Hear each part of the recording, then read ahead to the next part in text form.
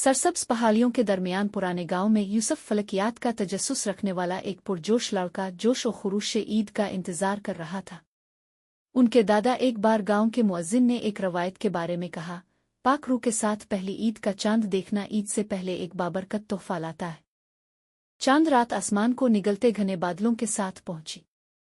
मायूस लेकिन उम्मीद के साथ यूसुफ बादलों के दरमियान साफ नज़ारा ढूंढते हुए गांव की मस्जिद के मीनार पर चढ़ गया।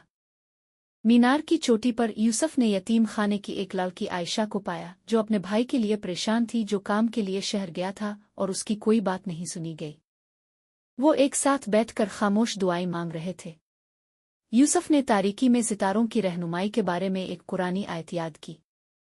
हिलाल के चांद की चमक को जाहिर करते हुए बादल अलग हो गए। खुशी के बजाय आयशा की आंखें अपने भाई की वापसी के खौफ से आंसू से तर हो गईं। यूसुफ ने हरकत की, अल्लाह पर भरोसा करते हुए चांद की नज़रों के नीचे एक दुआ की। दान टूट गया। ईद की नमाज का ऐलान। एक मुसाफिर के तौर पर मनाया जाने वाला गांव आयशा का भाई मस्जिद पहुंचा, महफूज और अपने सफ़र की कहानियों और रहमतों से भरा पड़ा।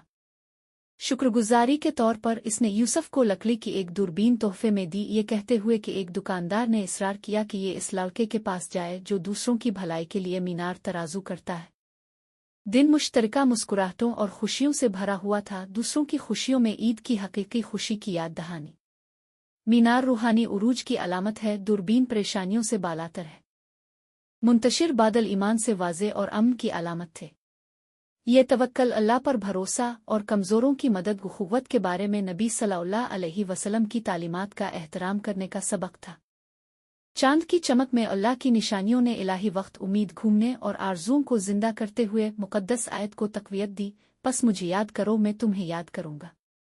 कुरान 2:1-5-2।